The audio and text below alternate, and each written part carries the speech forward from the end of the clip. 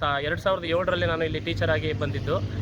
ಆಗ ಯಾವುದೇ ದೈಹಿಕ ಶಿಕ್ಷಕರು ಇಲ್ಲದೇ ಇರೋ ಕಾರಣದಿಂದ ನಾನು ಸ್ವಲ್ಪ ಮಕ್ಕಳುಗಳಿಗೆ ಸಣ್ಣ ಪುಟ್ಟ ಆಟ ಆಡಿಸ್ತಿದ್ದೆ. ಅವರ ಒಂದು ಸ್ಪೀಡು, ಅವರ ಎಂಡರೆನ್ಸು, ಅವ್ರ ಸ್ಟಾಮಿನಾ ನೋಡ್ಬಿಟ್ಟು ನಾನು ಸಹ ಒಂದು ಮಕ್ಕಳಲ್ಲಿ ಒಂದು ಪ್ರತಿಭೆಯನ್ನು ಗುರುತಿಸ್ಕೊಂಡು ಯಾಕೆ ಒಂದು ಸಣ್ಣದಾಗಿ ಒಂದು ಟೀಮ್ ಮಾಡಬಾರ್ದು ಅಂದ್ಬಿಟ್ಟು ಖೋಖೋ ನನಗೆ ತುಂಬ ಇಷ್ಟವಾದ ಆಟ. ಹಾಗೆ ಖೋಖೋವನ್ನು ಮುಂದುವರ್ಸ್ಕೊಂಡು ಬಂದೆ. ಒಂದು ಅತ್ಯುತ್ತಮವಾದ ಟೀಮ್ ಆಗ್ತಾ ಹೋಯಿತು. 2010ರಿಂದ 2025ವರೆಗೂ ನಮ್ಮ ಶಾಲಾ ತಂಡ ಆಗಿರ್ಬೋದು ಅಥವಾ ನಮ್ಮ ಕ್ಲಬ್ ತಂಡ ಆಗಿರಬಹುದು, ಎಲ್ಲ ಮಕ್ಕಳು ಸಹ ಅತ್ಯುತ್ತಮ ಪ್ರದರ್ಶನ ನೀಡ್ತಾ ನಮ್ಮ ರಾಜ್ಯ ಮಟ್ಟದಲ್ಲಿ, ರಾಷ್ಟ್ರ ಮಟ್ಟದಲ್ಲಿ, ಈಗ ಅಂತಾರಾಷ್ಟ್ರೀಯ ಮಟ್ಟದಲ್ಲಿ ವರ್ಲ್ಡ್ ಕಪ್ ನಡೀತೈತೆ. ಅಲ್ಲಿ ನಮ್ಮ ಚೈತ್ರರವರು ಅತ್ಯುತ್ತಮವಾದ ಪ್ರದರ್ಶನ ನೀಡಿ ನಮ್ಮ ಭಾರತ ದೇಶಕ್ಕೆ ಕೀರ್ತಿಯನ್ನು ತಂದುಕೊಟ್ಟಿದ್ದಾರೆ. ತುಂಬ ಧನ್ಯವಾದಗಳು. ಬಹಳ ಖುಷಿಯಾಗುತ್ತೆ. ನಿನ್ನೆ player of the match award ಸಹ ಸಿಕ್ತು ಅವಳಿಗೆ. ಅವಳು ತುಂಬ ಒಳ್ಳೆ ಅತ್ಯುತ್ತಮವಾದ ಆಟಗಾರ್ತಿ.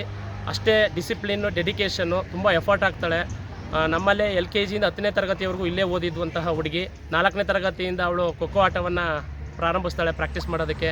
ಅಲ್ಲಿಂದ ಶುರುವಾದಂತಹ ಅವಳ ಒಂದು ಜೈತ್ರ ಯಾತ್ರೆ ಇಲ್ಲಿವರೆಗೂ ಸಹ ಅತ್ಯುತ್ತಮವಾದ ರೀತಿಯಲ್ಲಿ ಪ್ರದರ್ಶನ ನೀಡ್ತಾ ಈಗ ವರ್ಲ್ಡ್ ಕಪ್ನಲ್ಲಿ ತನ್ನದೇ ಆದಂತಹ ಛಾಪನ್ನು ಮೂಡಿಸಿ ನಮ್ಮ ಭಾರತ ದೇಶಕ್ಕೆ ವರ್ಲ್ಡ್ ಕಪ್ ಗೆಲ್ಲೋದಕ್ಕೆ ಕಾರಣಕರ್ತರಾದಂತಹ ಅವಳಿಗೆ ನಾನು ಈ ಒಂದು ಸಮಯದಲ್ಲಿ ಹೃತ್ಪೂರ್ವಕ ಧನ್ಯವಾದಗಳು ತಿಳಿಸೋಕ್ಕೆ ಇಷ್ಟಪಡ್ತೀನಿ ಸರ್.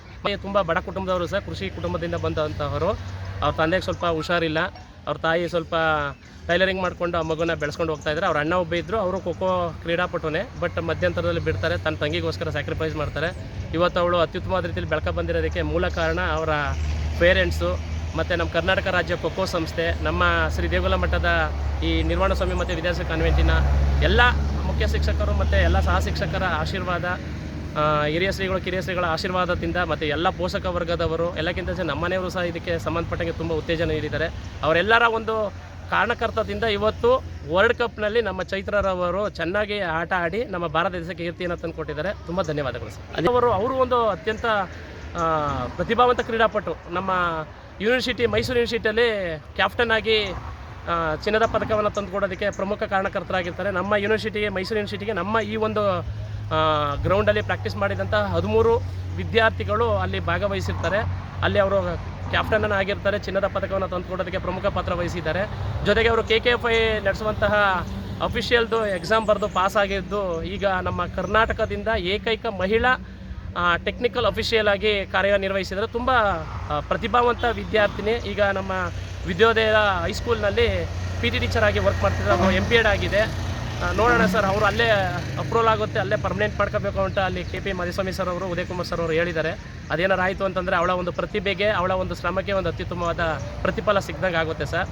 ಒಟ್ಟಲ್ಲಿ 2 ವಿದ್ಯಾರ್ಥಿಗಳು ನಮ್ಮ ಒಂದು ಕುರ್ಬೂರು ಗ್ರೌಂಡ್ನಲ್ಲೇ ಪ್ರಾಕ್ಟೀಸ್ ಮಾಡಿ ಇಬ್ಬರು ವಿಭಿನ್ನವಾದ ಮಾರ್ಗದಲ್ಲಿ ಚೊಚ್ಚಲ ವಿಶ್ವಕಪ್ನಲ್ಲಿ ಭಾಗವಹಿಸಿ, ದೆಹಲಿಯಲ್ಲಿ ನಡೆದಂಥ ಚೊಚ್ಚಲ ವಿಶ್ವಕಪ್ನಲ್ಲಿ ಇವರು ಟೆಕ್ನಿಕಲ್ ಅಫಿಷಿಯಲ್ ಆಗಿ, ಇವರೊಬ್ಬರು ಪ್ಲೇಯರ್ ಆಗಿ ಕರ್ತವ್ಯವನ್ನು ನಿರ್ವಹಿಸಿ ಆಟವನ್ನು ಆಡಿ ನಮ್ಮ ಭಾರತ ದೇಶಕ್ಕೆ, ನಮ್ಮ ಕರ್ನಾಟಕ ರಾಜ್ಯಕ್ಕೆ, ನಮ್ಮ ಮೈಸೂರು ಜಿಲ್ಲೆಗೆ, ಎಲ್ಲಕ್ಕಿಂತ ಹೆಚ್ಚಾಗಿ ಟಿ ನರಸೀಪುರ ತಾಲೂಕು ನಮ್ಮ ಕುರುಬೂರು ಗ್ರಾಮಕ್ಕೆ ಹೆಮ್ಮೆಯನ್ನು ತಂದುಕೊಟ್ಟಿದ್ದಾರೆ ಸರ್. ತುಂಬ ಧನ್ಯವಾದಗಳು ಸರ್.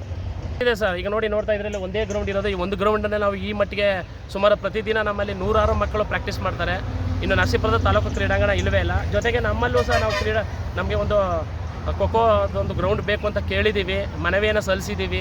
ಇಲ್ಲಿವರೆಗೂ ಸುಮಾರು ಸಲ ನಾವು ಆ ಮನವಿಯನ್ನು ಹೇಳಿದ್ದೀವಿ. ಯಾರೂ ಸಹ ಈ ಕಡೆ ಗಮನ ಕೊಟ್ಟಿಲ್ಲ. ನೋಡೋಣ ಸರ್, ಮುಂದಿನ ದಿನಗಳಲ್ಲೇನಾದರೂ ಚೈತ್ರರ ಮುಖಾಂತರ ಆದರೂ ನಮ್ಮ ಒಂದು ಈ ಒಂದು ಗ್ರೌಂಡ್ಗೆ ಇನ್ನೊಂದು ಗ್ರೌಂಡ್ ಸ್ಪೆಷಾಲಿಟೀಸ್ ಕೊಡ್ತಾರಂತ ಕಾಯ್ದು ನೋಡಬೇಕು ಸರ್.